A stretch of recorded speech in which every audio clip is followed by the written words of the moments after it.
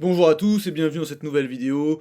Aujourd'hui, physiopractice, donc je vais vous présenter, alors comme d'habitude, deux cas cliniques de manière un petit peu développée et je vous en ai rajouté un troisième juste pour vous présenter un cas que j'ai eu il n'y a pas très longtemps. Pour ceux qui veulent me rejoindre sur Instagram, vous avez mon Instagram juste ici. Pour ceux qui veulent les PDF des vidéos, je vous invite à souscrire à l'abonnement payant sur la chaîne. À partir de ça, je vous inclus dans le groupe WhatsApp et je mets les PDF de ces études-là. Je mets des fois d'autres références et on peut échanger sur divers sujets. Temps estimé de la vidéo, alors il y a quand même pas mal de diapos, il y a une trentaine de diapos, on va dire, allez, 35 minutes. Ah oui, et comme d'habitude sur les physiopractices, à la fin, on finit avec un commentaire que j'ai reçu sur Instagram ou YouTube et on l'analyse ensemble. Voilà. Et donc on va attaquer avec le premier cas clinique. Donc on va commencer avec le premier cas. Donc c'était une femme de 20 ans qui vient me voir pour des douleurs. Alors au niveau rachis cervical bas, voire rachis thoracique haut, aux deux épaules qui pouvaient tourner un petit peu, aux deux coudes, pareil, qui pouvaient tourner un petit peu, bas du dos, rachis lombaire, et au niveau des deux genoux, et ça pouvait bouger un petit peu dans tous les sens. C'était jamais quasiment les mêmes douleurs qui la gênaient dans son quotidien. La douleur a été présente dans les positions assises ou en flexion, on va dire, lors de la muscu, où elle avait dû adapter tous ses mouvements. Alors elle faisait vraiment muscu, pas power, hein, donc c'était plus muscu bodybuilding, donc en gros elle pouvait adapter tous ses mouvements. Donc en gros elle avait dû adapter vraiment toutes ses séances d'une certaine manière pour pas avoir mal, notamment au rachis lombaire. Et elle faisait beaucoup de vélo, et ça pouvait lui faire mal aux genoux. Le diagnostic, en fait, c'est simple, c'était hernie discale, et en fait associée au stress.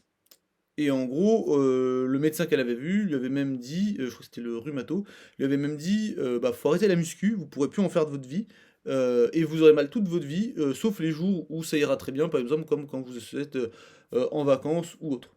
Donc voilà le discours, donc 20 ans, et on vous dit la muscu c'est fini. Ok, donc voilà le contexte. Et donc du coup là vous voyez le titre, hein, échec, donc ça c'est vraiment un patient, une patiente que j'ai vraiment, bah moi je trouve que c'était pour le coup un, un bon échec. Donc en fait je l'ai pas dit mais c'est ça, bon enfin, après vous avez vu le titre, hein, c'est ça le thème de la vidéo, des patients où je trouve que ça s'est pas forcément bien passé. Dans ses croyances, elle pensait, elle, que tout son corps, il était abîmé. Donc en gros que, parce que elle avait passé aussi des radios des genoux, il y avait un petit peu d'arthrose, mais c'était très léger, mais voilà. Elle pensait que dès qu'elle avait mal, bah, en fait, elle abîmait ses articulations. Elle pensait que les hernies, ça se soignait pas. Alors, c'était elle avait eu une grosse hernie, en fait, et moi, au moment où elle est venue me voir, elle avait repassé une IRM, et la hernie, elle s'était quand même en grande partie résorbée, et il restait plus qu'un tout petit truc, ok? Elle pense aussi qu'elle fait mal les mouvements, et elle contrôle mal son dos sur les mouvements, donc elle essaie tout le temps de faire ses mouvements de muscu complètement calés, par exemple pour faire le dos, toujours en appui, pour jamais mettre de contraintes sur le bas du dos.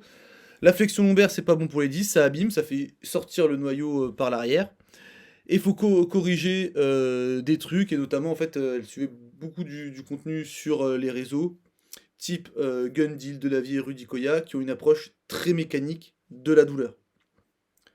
En ce qui concerne les objectifs, alors c'est un cas en fait qui date d'il y a longtemps, hein. Je venais de sortir de l'école, c'est peut-être pour ça que c'était un gros échec. Je me rappelle plus de comment on avait fixé les objectifs, mais je pense que, en fait, vu comment je savais moins les construire avec le patient que ce que je suis capable de faire maintenant, je pense que juste avoir moins mal, pour moi, c'était un objectif, et c'était un bon objectif. Ok? Donc voilà d'où on part avec cette patiente, et on va voir pourquoi. Alors quand je dis que c'est un échec, c'est que je pense que je l'ai pas spécialement aidé, cette personne, et avec le recul, je me demande si est-ce que j'ai pas fait pire que mieux, ou pire que rien en fait. Ne pas avoir d'effet, c'est mieux que faire pire. Donc, en termes de drapeau rouge, alors pour moi il y avait rien. C'est vrai que j'avais pas les connaissances actuelles. Toujours pareil, hein, je venais de sortir de l'école. Euh, les drapeaux rouges, j'avais pas les connaissances que j'ai maintenant. Mais je sais que elle avait fait des IRM et qu'il y avait rien à part cette hernie qui s'était résorbée en partie. Et en fait, dans sa famille, il y avait des cas de pathologie inflammatoire. Et en fait, du coup, elle avait fait tous les tests. Et ils étaient tous ressortis négatifs pour la spondylarthrite axiale. Donc voilà, normalement, il n'y avait pas de drapeau rouge de ce point de vue-là. Alors, mes compétences à ce moment-là. Alors, donc vous vous rappelez, ça, j'en avais parlé dans ma vidéo précédente, donc dans le physio, pas la dernière vidéo, mais la vidéo d'avant, le physiopractice précédent. Et donc, c'était, donc je venais de sortir de l'école, donc moi j'accordais beaucoup trop d'importance, je trouve, à l'anatomie et à la biomécanique, sachant que maintenant, c'est quelque chose en fait en fait, que je trouve clairement surcoté. Bah, je faisais de la musculation, je suivais des références de la musculation, donc ce qui se disait dans ce milieu-là, donc bah, pareil, hein, les mêmes références que je vous ai citées tout à l'heure, Frédéric Delavier, Gundil, et il y avait du coup avec cette vision très mécaniste de la douleur, que je ne reco qui est complètement qui est éclatée en fait, hein, clairement. Donc j'accordais beaucoup d'importance à l'anatomie. Communication, bah, je pense que je communiquais moins bien avec mes patients qu'à cette époque-là, mais j'ai toujours quand même essayé de faire attention à pas utiliser un vocabulaire qui faisait peur. Ça par contre, j'ai toujours essayé de le faire. En termes de connaissances sur la douleur, je pense que j'avais pas assez de connaissances en neurosciences de la douleur. Après, il n'y a pas non plus 25 000 choses à connaître en neurosciences de la douleur. Juste qu'il faut pas avoir peur de la douleur du patient, ok? C'est pas parce que ça lui fait mal que vous êtes en train d'aggraver son cas. C'est pas parce que ça fait mal que vous êtes en train d'abîmer quoi que ce soit. Voilà, pas besoin de connaître 25 000 choses en neurosciences de la douleur, mais voilà, savoir que lésion et douleur, c'est pas pareil et que c'est pas parce que votre patient il a mal que vous êtes en train de l'empirer. C'est voilà, des bases à connaître. Au niveau des facteurs psycho, alors pareil à cette époque-là, je pense pas que je connaissais. Alors peur évitement, je devais connaître. Auto-efficacité, pas sûr que ça me parlait.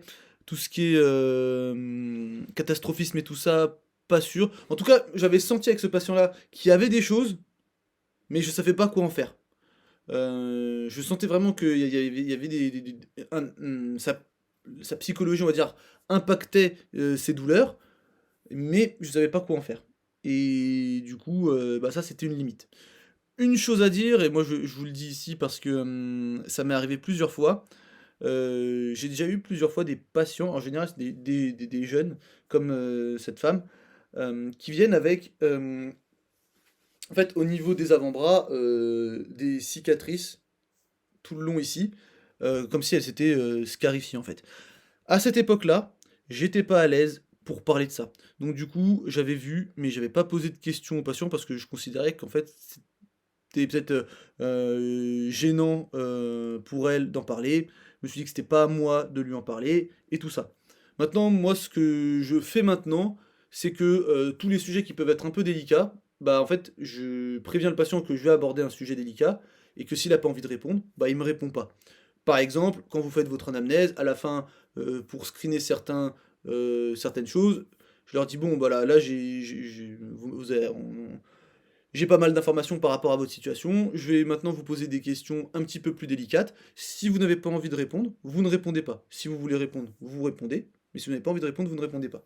Donc pour avoir, par exemple, pour demander s'il y a des antécédents de pathologie particulière, si elle prend un traitement particulier, euh, et là, du coup, en fait, pour ça, j'aurais. Maintenant, je le fais, hein, parce que ça m'est pas arrivé non plus très souvent, mais maintenant je le fais. Je leur dis, je vais vous poser une question qui peut vous sembler indiscrète ou gênante. Si vous voulez pas répondre, vous répondez pas. Je vois que vous avez des cicatrices sur les avant-bras. Est-ce que vous voulez en parler ou est-ce que vous estimez qu'il y a des choses que je dois savoir et qui peuvent être importantes pour la rééducation ou pas?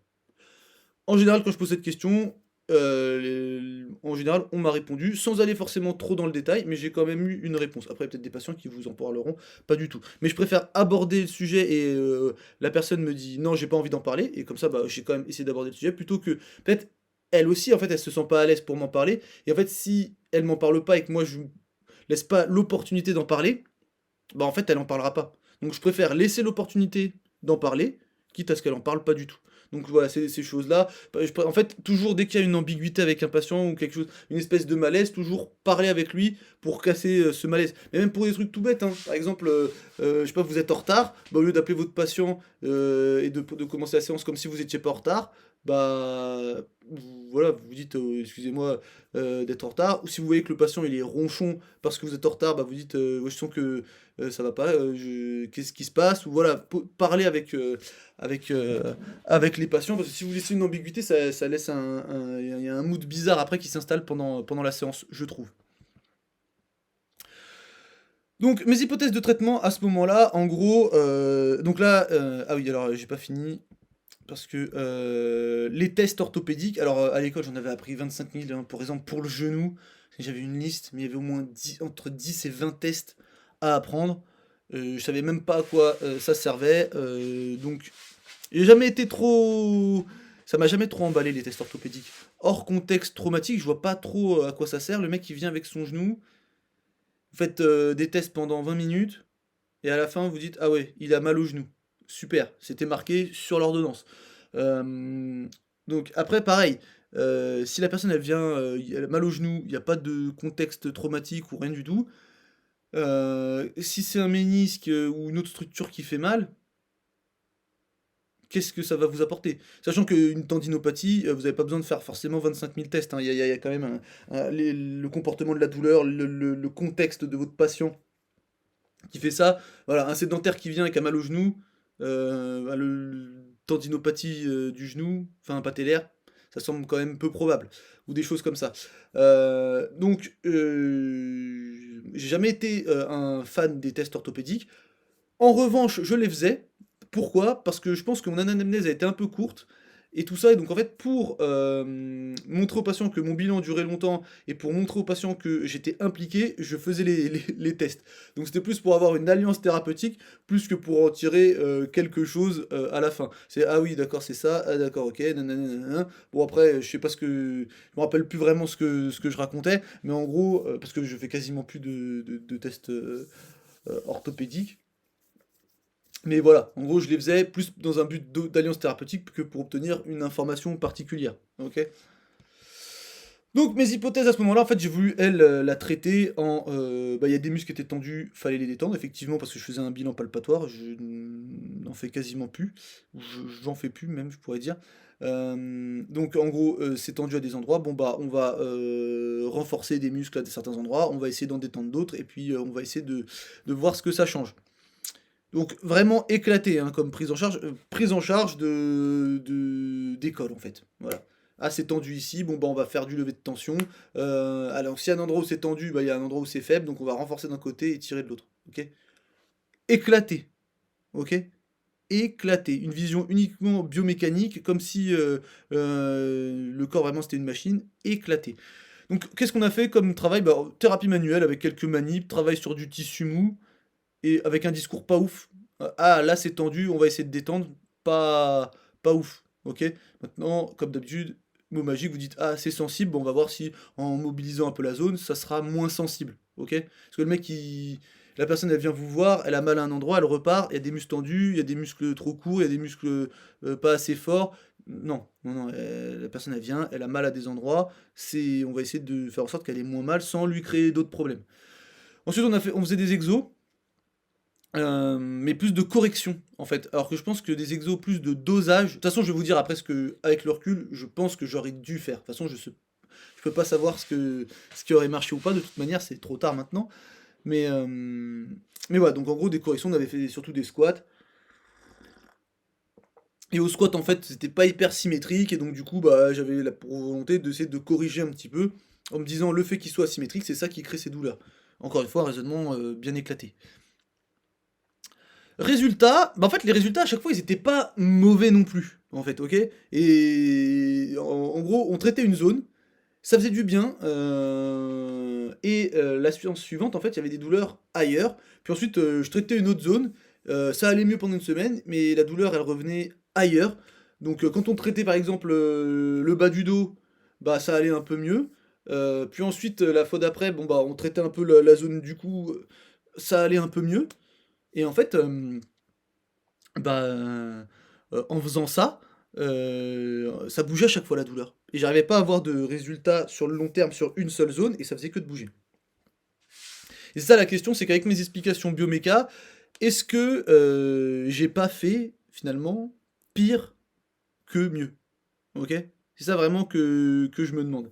Et c'est vraiment dommage quand même parce que quand, tu sors de l'école et que quelque temps après tu te dis: «Ah ouais mais en fait peut-être j'ai fait pire que mieux», c'est chaud quand même. Tu te dis: «Au pire tu fais tu inefficace, ça serait bien». Mais non, en fait, tu inefficace, tu peux c'est pas le pire. Le pire que tu puisses être, c'est, vraiment, on va dire, faire pire pour le patient et c'est peut-être ce que j'ai fait.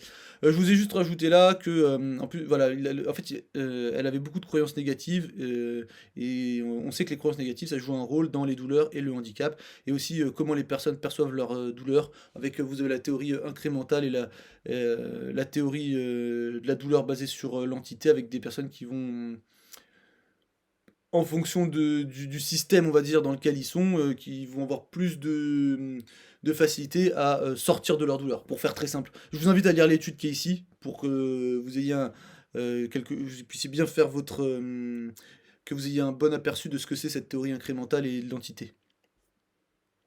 Et donc pourquoi je dis qu'il faut éviter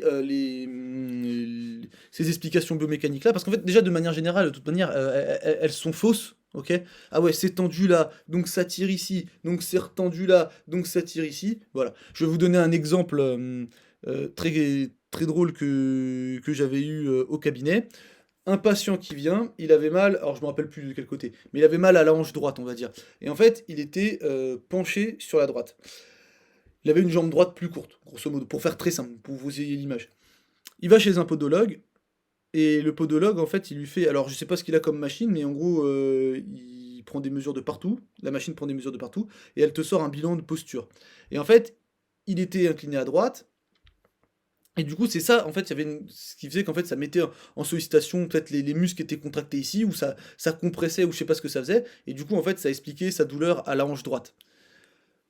Donc, bon, bah, voilà, donc je reçois ce patient-là, on fait les soins, tout ça, mais on s'en fiche. Et quelques temps après, je reçois un patient qui a mal à la hanche droite, mais lui qui est penché sur la gauche. Revient d'un podologue qui a fait la même chose, le même bilan postural, et cette fois-ci la conclusion c'est ah oui, mais c'est vu que vous êtes penché à gauche, ça tire à droite, et c'est pour ça que vous avez mal à droite. Donc comme ça, voilà. Donc si vous êtes penché à droite et que vous avez mal à droite, bon bah c'est parce que les muscles qui sont contractés ou quoi. Si c'est pas, vous êtes penché de l'autre côté, c'est parce que ça tire. Ok, voilà, donc toujours cette explication-là avec la posture et les muscles. Et j'ai trouvé ça assez incroyable parce que du coup, ce podologue-là, il a toujours une explication pour ses patients dans ce cas-là. Toujours biomécanique, toujours un peu fausse. Ou beaucoup fausse. Donc pourquoi on parle pas de bioméca? Parce que c'est dans les recommandations pour les pros de santé, mais on est mauvais, ça je vous l'avais déjà dit, hein, parce qu'on donne des explications biomécaniques. Il faut savoir aussi que les cliniciens, en fait, on peut contribuer aux croyances d'évitement, de peur évitement, en se concentrant notamment en disant aux patients, ça vous pouvez pas le faire, ça vous pouvez pas le faire. Et en fait, il faudrait peut-être se concentrer plutôt sur ce que le patient il peut faire.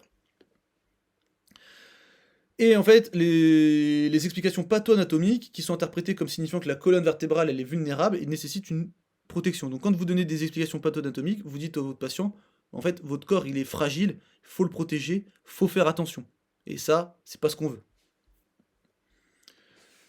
Et du coup, qu'est-ce que j'aurais pu faire à la place? Alors, j'aurais dû peut-être accorder plus d'importance aux facteurs psycho, donc notamment la peur évitement parce que elle voulait absolument éviter le dos rond à chaque fois, donc notamment en position assise et dans tous les mouvements de musculation, toujours avoir un support, être calé quelque part pour pas mettre de pression sur le bas du dos, donc doser chacun de ses mouvements et tout ça. Auto-efficacité, elle s'arrêtait dès que la douleur était là ou peu de temps après, surtout pour le bas du dos, en vérité, parce que pour les genoux, elle faisait des sorties très longues en vélo, 2 fois par semaine dans mes souvenirs, elle pouvait pas faire plus parce que après il y avait des douleurs pendant 2 3 jours qui étaient assez importantes, mais pour le bas du dos, il y avait quand même une auto-efficacité qui était assez faible.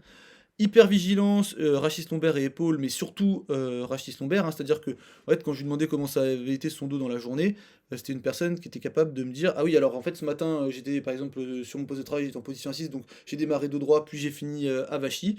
Ensuite, elle allait dans son travail, elle pouvait changer de poste de travail et faire d'autres choses. Bah, ah là, j'étais dans cette position-là, donc plutôt en rotation comme ça, voilà. Après, j'étais plutôt en rotation dans l'autre sens, nanani nanana, donc voilà. Hypervigilance au niveau du rachis lombaire. Aussi les épaules, mais c'était moins important. Rumination, on m'a fait penser que ça passerait jamais. Ça, c'est assez important. Et là, donc là, j'ai mis dépression, mais dépression, c'est un diagnostic, et puis c'est quand même quelque chose d'assez important. Peut-être état dépressif ou un mal-être. Il y avait peut-être quelque chose qui allait pas, mais vu que j'ai pas posé les bonnes questions, vu que j'ai pas posé les questions tout simplement, bah je peux pas savoir. Mais avec le recul, je me dis qu'il y avait certaines questions que j'aurais dû lui poser. Ensuite, en termes de connaissance de la douleur, j'aurais bien aimé en savoir un peu plus parce que pour ne pas avoir peur de la douleur des patients. Quand on sort moi, quand je sortais de l'école, je savais jamais trop si ça devait faire mal, à quel point, puis en discuter avec le patient, comprendre en fait, tout simplement savoir ce que lui il pense de sa douleur. D'avoir des patients, ouais, j'ai mal, mais je peux continuer, ça me pose pas de problème. Ah, ça me fait mal, j'arrête parce que je m'abîme. Voilà. Donc c'est savoir qu'on ne s'abîme pas, savoir qu'il faut parler avec les patients, donc là ça rentre dans la communication, et savoir communiquer par rapport à la douleur du patient et tout ça. En termes de meilleure communication, bah, pour définir des objectifs un peu plus clairs, un peu plus précis, parler de certaines croyances limitantes, au lieu de dire ok, elles sont là, qu'est-ce que j'en fais maintenant? Et aborder certains sujets, comme je vous ai dit plus tôt, que j'avais pas osé aborder. Alors pour ceux, le précédent physiopractic, c'est celui-là, donc si vous voulez voir un peu comment, alors dedans je fais une espèce à un moment d'entretien épistémique euh, avec une patiente, je vous invite à aller voir la vidéo ici. Et ensuite, l'anatomie, bah, c'est surcoté, mais c'est adoré par les go muscu. C'est adoré par ceux qui font de la musculation. Donc on évite les explications bioméca en général. Par contre, moi, quand je travaille avec des personnes qui font de la muscu, ce que j'essaie de faire, c'est que je montre, s'ils me posent des questions en rapport avec l'anatomie et la biomécanique, je réponds. Je montre que en anatomie et en biomécanique, je m'y connais pour l'alliance thérapeutique. Après, dans mes explications à moi pour comment on va faire en sorte que ça aille mieux, je ne l'utilise plus. Mais par contre, dès qu'ils ont une question dessus, je réponds parce qu'en fait, ça me permet juste d'avoir leur confiance en fait et permettre cette alliance thérapeutique qui est vachement importante. Un mec qui fait de la muscu, c'est mon impression. Si vous n'êtes pas capable de répondre trop à leurs questions et leurs interrogations au niveau biomécanique et anatomique, j'ai l'impression qu'ils vont moins vous faire confiance. Ok? Parce que l'anatomie et la biomécanique, c'est une grande part de la musculation, mais dans les douleurs, en fait, ça n'a pas ça a pas la même importance. Mais c'est important pour eux. Donc, il faut maîtriser, répondre à leurs questions, mais après, ne pas l'utiliser forcément à chaque fois dans le traitement. Ou après, à l'utiliser à la dose qu'il faut en fonction de l'individu. Mais voilà, ça ne doit pas être la chose sur quoi on se repose le plus.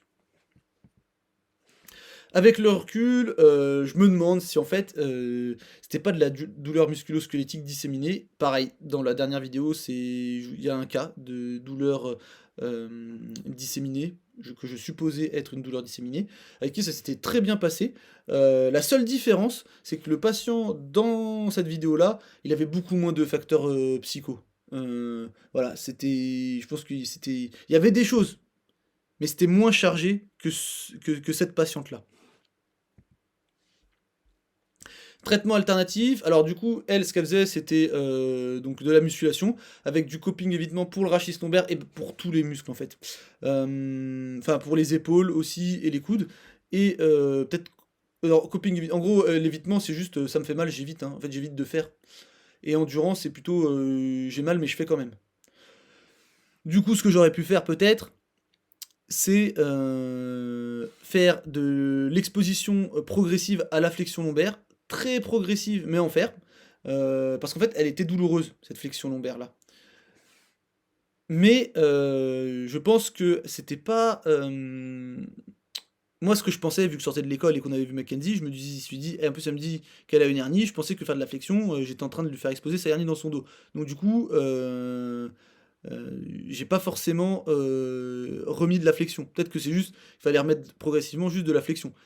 Éviter la flexion tout le temps en musculation et tout ça, ça marchait pas de toute manière, donc il fallait peut-être juste changer de manière de faire et ça aurait peut-être été mieux. Et par contre, pour les genoux, peut-être qu'il aurait fallu en fait adapter. Vu qu'elle arrivait à sortir, j'ai pas osé non plus dire, bah viens, on fait moins.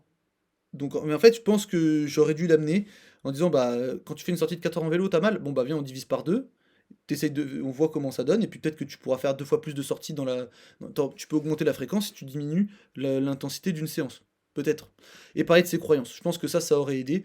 Aussi, à l'époque, je faisais pas de bilan neuro aussi bien, donc peut-être que j'aurais pu repérer des choses, j'aurais pu m'en servir soit pour la rassurer, soit pour orienter le traitement, voilà. Par exemple, admettons, en quoi c'est bien aussi ça? Bah, vous faites, vous avez un patient, admettons, il a pas de force sur tout ce qui est flexion dorsale de cheville.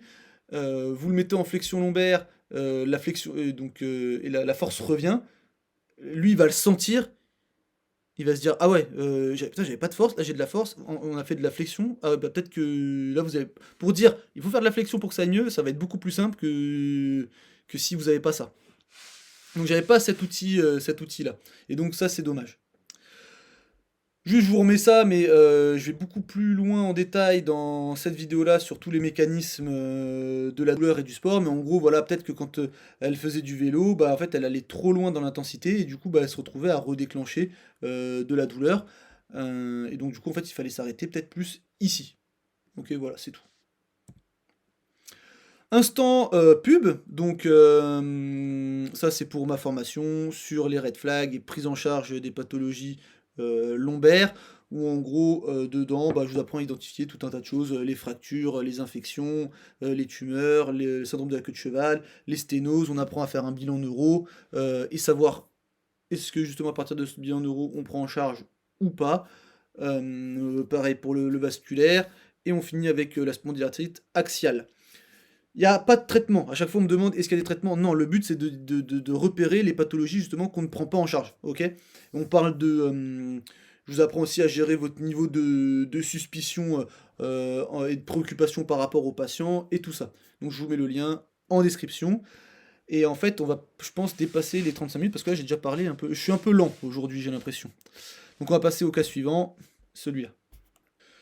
Donc deuxième cas, là c'est pour vous dire en gros que bah, c'est un cas que je considère comme étant un demi-échec, mais pour le coup la partie échec elle est pas forcément que de ma faute. Pour l'autre je considère que c'est de ma faute, ou alors si je veux me dédouaner je dis que c'est la faute de l'école qui m'a mal formé. Mais l'autre je considère que c'est de ma faute, là moins, et de toute façon vous me direz est-ce que vous êtes d'accord avec moi ou pas. En fait c'est une femme de 60 ans, plus de 60 ans qui vient, elle a des douleurs rachis lombaires, genoux et des douleurs aux deux épaules. Alors j'ai mis elle vient pas pour ça, en fait elle vient pas pour ça en priorité. Elle avait une ordonnance pour ça et une ordonnance pour ça, mais elle m'a dit moi c'est mon rachis lombaire et mes genoux, enfin c'est mon dos et mes genoux, c'est ça que j'ai envie qu'il aille mieux. Diagnostic c'était l'arthrose pour le rachis lombaire et les genoux, pour les épaules c'était tendinite. Le contexte, donc c'est une femme qui était sédentaire, très sédentaire, donc en fait qui faisait moins de 500 pas par jour, donc moins de 500 pas c'est quand même très peu, et qui commençait à marcher un peu plus et qui arrivait à faire des journées à 2000 pas, mais c'était vraiment pas tous les jours, et c'était assez exceptionnel quand elle faisait 2000 pas parce qu'elle me le disait, là, ouais, aujourd'hui j'ai réussi à faire, ou enfin hier j'ai fait 2000 pas, ok? Donc c'était quand même assez exceptionnel d'arriver à 2000 pas. Elle était en situation d'obésité, ça c'est juste pour vous expliquer les exercices qu'on a fait ensuite. Donc on passe le bilan, c'est pas important. Quand elle est venue, il y avait beaucoup de facteurs cardiovasculaires et des choses comme ça, mais elle était très suivie par ses médecins. Moi, j'ai rien remarqué de particulier.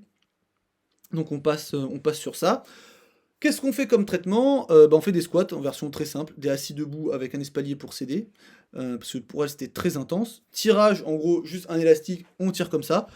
Le but c'était juste d'essayer de voir ce que ça donnait en bougeant un petit peu. Donc l'objectif c'était de bouger un peu plus. Et l'encourager à faire ses pas, donc lui recommander de faire ses 2000 pas par jour. Alors elle en faisait comme je vous dis, mais c'était assez exceptionnel, c'était quelqu'un vraiment de très sédentaire. Résultat, elle venait 2 fois par semaine au cabinet, on avait commencé, j'avais proposé une fois au début, en fait je me suis rendu compte que chez elle, elle m'a dit clairement qu'elle ferait pas les mouvements, donc j'ai proposé 2 fois par semaine. Et en 3 séances, plus de douleur au dos, plus de douleur au genou. Ok?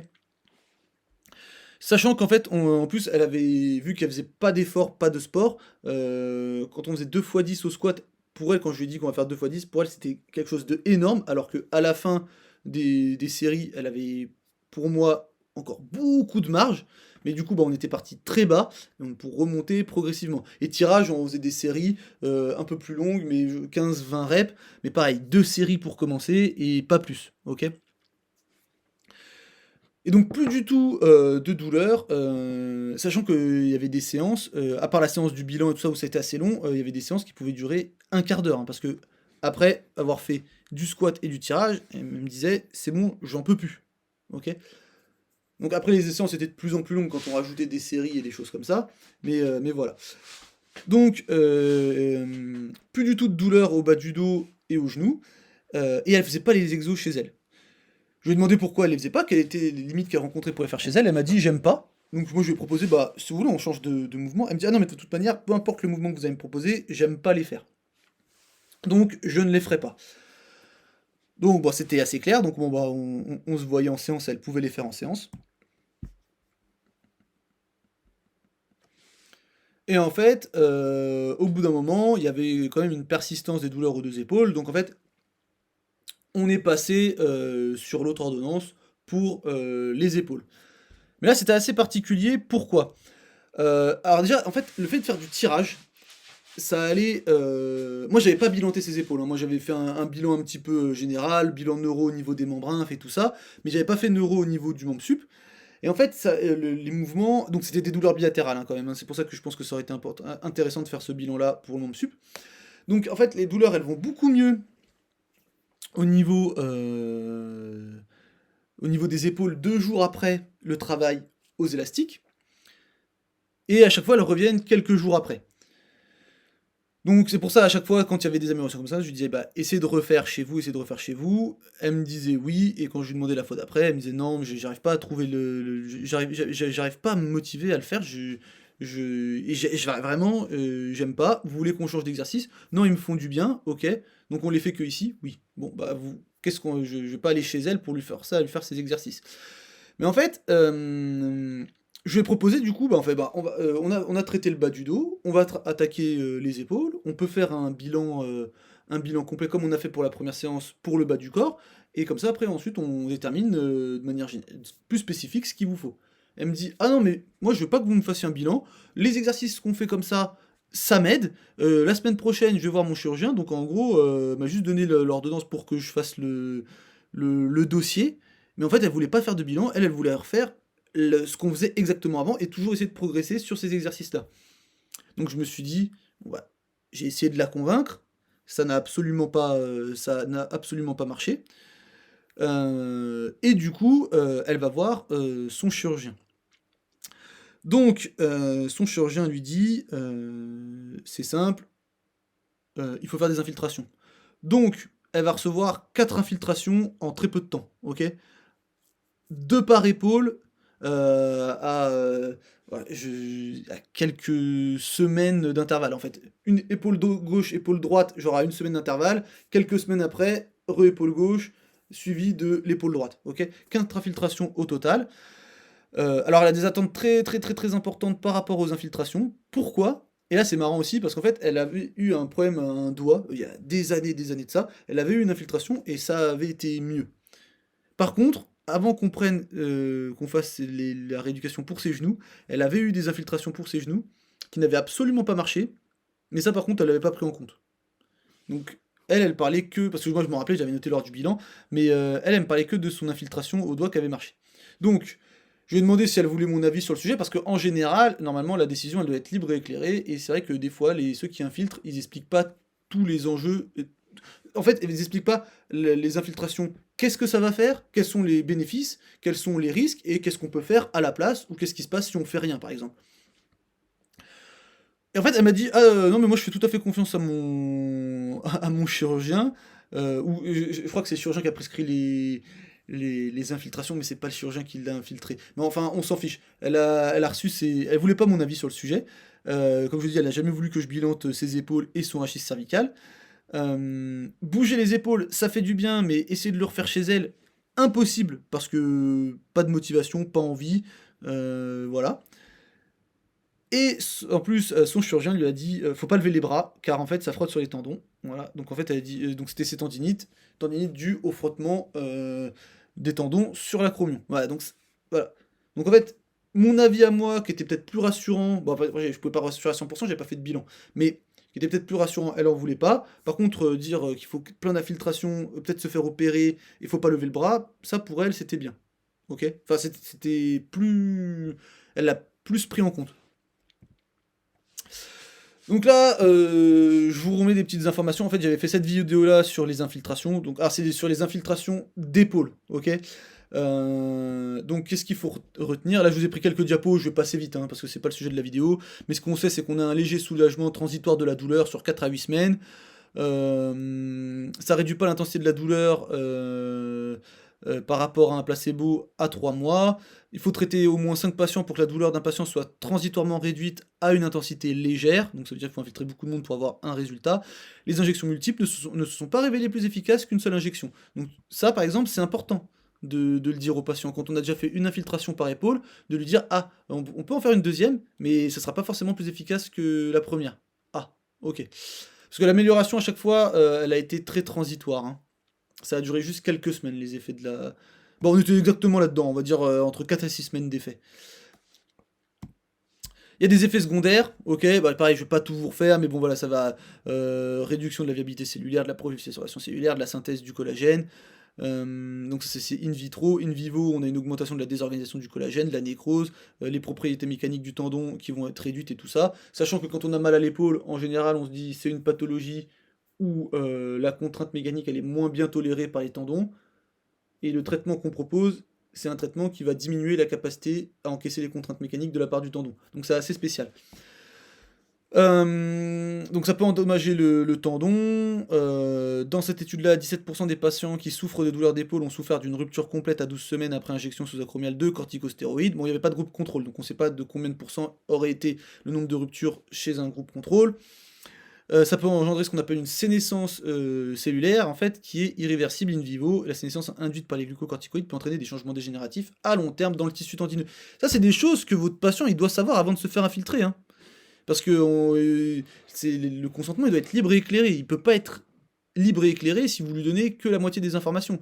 Et parfois, les médecins ne donnent pas toutes les informations. Moi, j'ai rarement un patient qui me dit « Ah oui, j'hésite parce qu'on m'a dit que ça pouvait dégrader les tendons. Nanana. » Ah, là, c'est juste pour vous dire que les changements observés à chaque fois, donc de la modification de la composition de la matrice extracellulaire et tout ça, en fait, ils sont observés dès 24 heures après l'exposition corticostéroïde, durent jusqu'à 2 à 3 semaines, et sont exacerbés par l'augmentation des doses et la diminution du temps de latence entre les doses, sachant que euh, ça avait été... il y a eu quand même 4 infiltrations, 2 sur chaque épaule, dans des délais assez courts, hein. Donc là, ça diminue les capacités de résistance des tendons. Hop. Donc vous invite à aller voir la vidéo hein, si vous voulez tout voir en entier. Ici, l'incidence des ruptures de coiffe, elle était de 9,8% dans le groupe des infiltrations et 1,2% dans le groupe contrôle. Donc on avait associé un risque accru de rupture de 7,44 fois par rapport à l'absence d'injection quand on injecte. Ok. Il y avait un groupe contrôle, mais c'était une conception rétrospective et bon bah c'est MDPI, donc possiblement revue prédatrice. On va prendre avec des pincettes. Ce qu'on sait, c'est que sur le long terme, voilà, par exemple, pour les tendinopathies du coude, on sait que c'est dangereux. Sur l'arthrose du genou, on sait que c'est dangereux. Donc il faut le dire aux patients, ça. Sur la coiffe des rotateurs, il y a possiblement des effets sur le court terme. Et il n'y a pas d'effet de consensus clair sur les effets négatifs possibles des injections de corticostéroïdes sur les tissus de la coiffe des rotateurs. Donc ça, voilà, pour le moment, on ne sait pas si c'est vraiment mauvais ou pas, sur le long terme. Et en gros, bah ça confirme ce qu'on a dit, et voilà, avec le fait qu'il semble contradictoire de traiter une affection définie par un manque de tolérance à la charge, avec un traitement dont on sait qu'il provoque des changements structurels susceptibles de réduire la capacité à la charge des tissus. Et donc, alors voilà, là, une seule injection dans l'épaule au cours de l'année précédente, une réparation de coiffe par arthroscopie n'a pas été associée à un risque accru de reprise chirurgicale. Cependant, l'administration de 2 injections ou plus a été associée à un risque considérablement accru de reprise chirurgicale de la coiffe des rotateurs. Ok. Bien que la causalité ne puisse pas être établie sur la base de cette étude, la prudence est recommandée lorsqu'on envisage plus d'une injection de corticostéroïdes. Donc il faut faire attention. Et donc finalement, cette patiente-là, elle s'est faite opérer des 2 épaules. Ok. Donc pourquoi c'est un échec? Parce qu'en fait, je pense qu'on aurait pu empêcher cette opération. Pareil, j'ai pas fait le bilan complet, mais J'avais l'impression qu'il n'y avait pas de choses graves. En fait, et puis pareil, hein, le fait de bouger, juste de mobiliser les bras avec certains mouvements. Bon, au début, on avait commencé avec du tirage, mais après, on avait rajouté d'autres mouvements, des flexions de coude et tout ça, et toujours sous un angle au-dessus, en dessous de 90, parce qu'en fait, il fallait absolument pas faire ça. Voilà. Parce que le chirurgien avait dit, il faut absolument pas lever les bras. Donc au final, il y a eu une opération au niveau des deux épaules. Mais voilà, là en fait, j'étais face à une personne, on avait pas spécialement de critères de gravité, je dirais, on avait des choses qui amélioraient la patiente, mais en fait, impossible de faire comprendre à la patiente qu'il y avait peut-être quelque chose à faire avant la chirurgie. Pour elle, le trajet, c'était pour ses épaules, le trajet, c'était les infiltrations et les opérations. Ok. Et là, en fait, dernier cas, mais ça va être très rapide, femme de 80 ans qui vient avec aucune douleur. Aucune douleur nulle part. Sur l'ordonnance, il y avait marqué douleur au dos. Mais en fait, l'ordonnance, elle datait de plusieurs mois. Elle a dit, en fait, moi, là, j'ai plus mal. Et en gros, son objectif, elle, c'était de pas finir penchée en avant. Elle avait vu deux personnes, une plus jeune qu'elle et une plus vieille qu'elle, qui étaient complètement penchées en avant. Et en fait, elle, sa peur, c'était de finir dans la même position. Donc, quand je lui ai demandé comment je pouvais l'aider, bah, en fait, je voulais juste savoir si les exercices qu'elle faisait, elle, pour essayer de rester droit, ils étaient bons. Et elle voulait en connaître d'autres, parce qu'elle voulait dire vraiment, je veux me redresser, je veux être vers l'arrière. Dès le matin, elle commençait avec des choses comme ça. Et en fait, j'étais assez surpris. C'est vrai qu'en général, les patients, quand vous leur demandez comment je peux vous aider, c'est la douleur, la douleur. Et ben en fait, elle, pas du tout. C'était pas du tout ça. Et donc là, la question, c'est vous, comment vous auriez géré cette patiente-là. Ok? Je pense que ça aurait été encore plus challengeant si le fait qu'elle se redresse dans tous les sens, dans tous les sens, dans tous les sens, enfin dans tous les sens, non, qu'elle se redresse vers l'arrière, qu'elle se redresse, qu'elle fasse de l'extension, si ça c'était la source de sa douleur au dos, si elle avait une douleur, là ça aurait été vraiment challengeant, ok. Alors après en fait j'ai pas pu aller très très loin parce qu'on a fait que quelques séances parce qu'après elle est partie. J'ai vu 2 ou 3 fois je crois. Et en plus de ça, c'était très compliqué de l'interroger sur ses croyances parce qu'en fait, elle parlait pas très bien français. Donc c'était très compliqué. Mais je me suis dit, purée, si elle avait eu mal et qu'il fallait faire de la flexion pour que ça aille mieux, donc se pencher en avant, aller dans le sens de sa phobie, je me dis, ça aurait été vraiment un challenge cette patiente. Et du coup, je vous ai juste mis cette étude-là qui était assez marrante parce que du coup, elle dit, on a une phrase à un moment, même s'il existe un lien entre la douleur et la posture, cela ne signifie pas qu'il s'agit d'une association fondamentale. La douleur peut conduire à une mauvaise posture, mais ce n'est pas une mauvaise posture qui peut conduire à la douleur. Et donc du coup, je trouvais que c'était intéressant comme phrase. Et donc on va finir là. Là après, je vais juste analyser un commentaire pour vous montrer encore quel genre de commentaire nul je peux recevoir. Et après, bah pour ceux qui restent, bah, on poursuit, et pour les autres, à la prochaine. Salut. Alors, le commentaire que j'ai reçu, très intéressant, très très très très très intéressant. En fait, c'était une vidéo que j'avais faite, c'était un physio bullshit sur une vidéo qui avait été faite par Jamcore où il parle de hernie discale. Alors j'en avais fait deux, celle-là c'était la première, où il expliquait en fait comment les hernies discales survenaient. La vidéo est nulle. Je répète, la vidéo est nulle. Ok? Ce qui est raconté, c'est faux. Ça peut faire peur aux gens. Il n'y a aucune preuve pour appuyer ce qui est dit. C'est nul. Et donc du coup, je vais vous lire le commentaire et vous dire que... Et en fait, c'est typique parce que c'est la construction, les arguments, tout ce qui est utilisé dans ce commentaire-là, c'est ce que je retrouve dans les commentaires typiques à chaque fois que je peux retrouver dès que je critique une personne. Dès que j'analyse de la vidéo, on me dit je critique, voilà, je veux dire, j'analyse. Parce qu'a priori, quand on analyse, on est gentil. Bonjour, je viens de découvrir par hasard cette vidéo. Donc ça, c'est important. Il donc par hasard sur cette vidéo. Ok. Quel choc, pardon, lorsque j'ai vu cette critique. Donc déjà, quand on fait une vidéo analyse ou quelque chose, pour qu'on vous fasse passer pour quelqu'un de méchant, j'ai l'impression qu'on utilise toujours le terme de critique. Voilà, critique, ça fait méchant. Quel choc. Donc en fait, j'ai analysé une vidéo d'un mec qui fait de la muscu, et la personne, elle est choquée.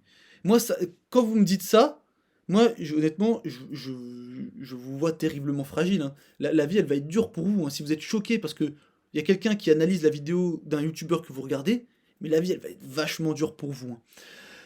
Donc, sur l'un des personnages les plus respectés du domaine de la musculation. Alors après, donc on a une espèce d'appel à la popularité ou d'appel à l'autorité. Effectivement, il a plein d'abonnés. Effectivement, il est connu.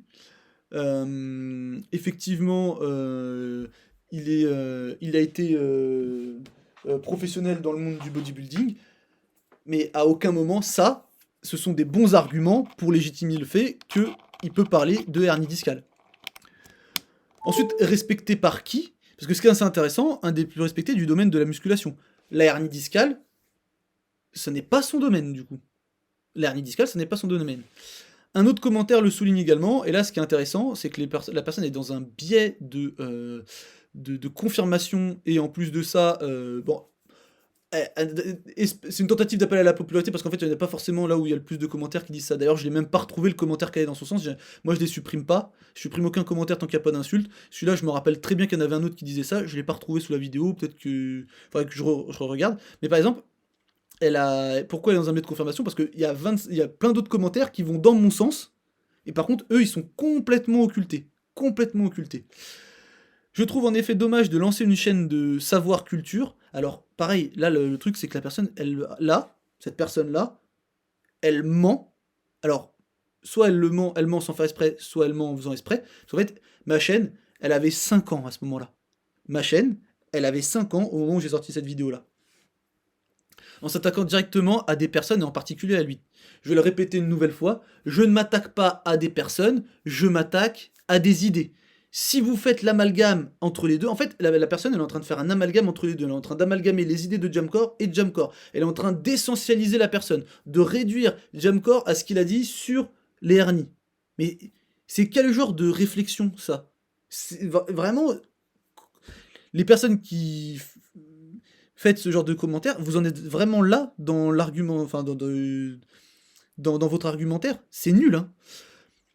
Oui, le fait de décortiquer chaque mot de ce qu'il dit, s'arrêter et en faire un procès, je trouve cela vraiment dommage. Oui, enfin, s'il dit n'importe quoi, j'ai le droit de dire. La question, pareil, des fois je reçois des messages privés. Oui, pourquoi tu critiques? Pourquoi tu critiques? Est-ce que j'ai le droit de critiquer? Oui, t'as le droit, mais nanana. J'ai le droit de critiquer? Oui. Donc, j'ai le droit. Qu'est-ce que tu viens me parler? J'ai le droit, j'ai le droit. Ok? Après, on peut discuter de ce que j'ai dit si tu veux. Mais j'ai le droit de critiquer. Donc, je critique. Et toi, par contre, t'as pas le droit de me retirer ce droit-là.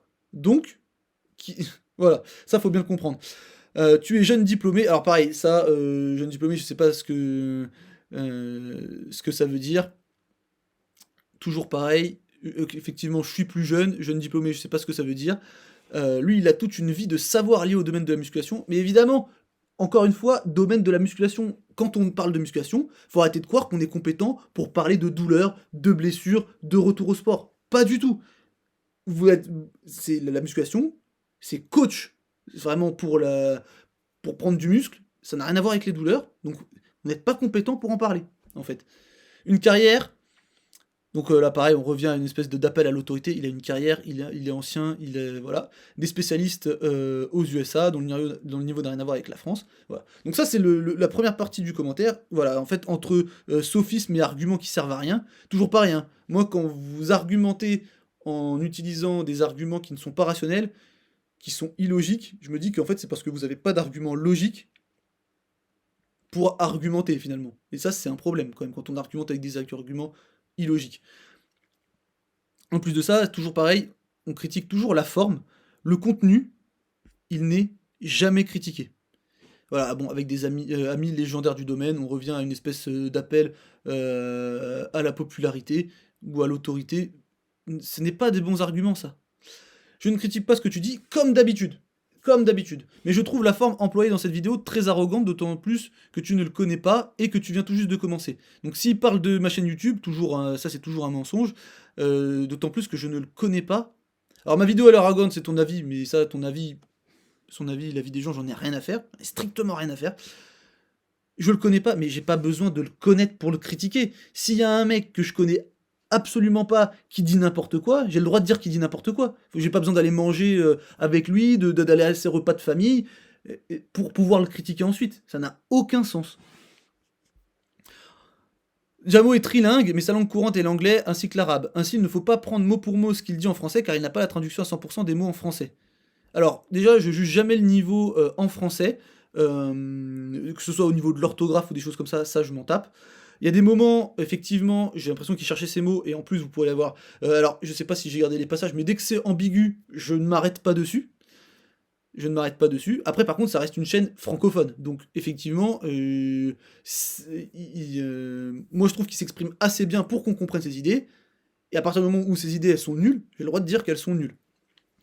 Pourrais-tu faire des vidéos en anglais, en arabe, avec un lexique aussi précis dans le domaine de la musculation? Mais à quel moment c'est un argument, ça?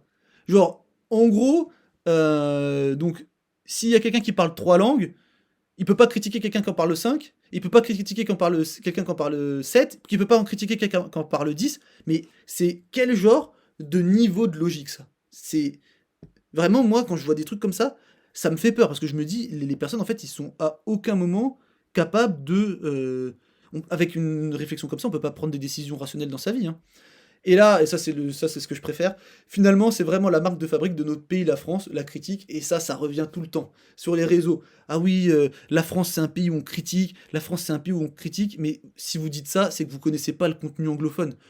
Le contenu anglophone, pour suivre ce qui se passe juste dans le domaine des physios et des coachs, mais les mecs ils s'envoient tellement plus dans la gueule que ce que nous on fait en France.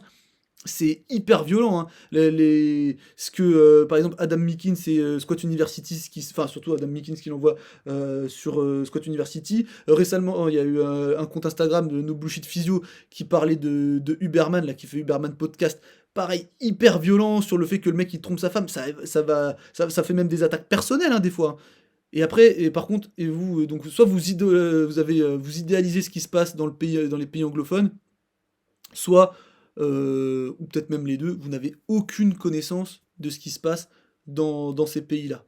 Voilà. Donc ça c'était pour la petite analyse de commentaires. Je crois que j'en ai eu un autre sous une autre vidéo, bah, je le mettrai dans le prochain Physio Practice. En tout cas, on arrive au bout de cette vidéo. J'espère qu'elle vous a plu et on se dit à la prochaine. Salut.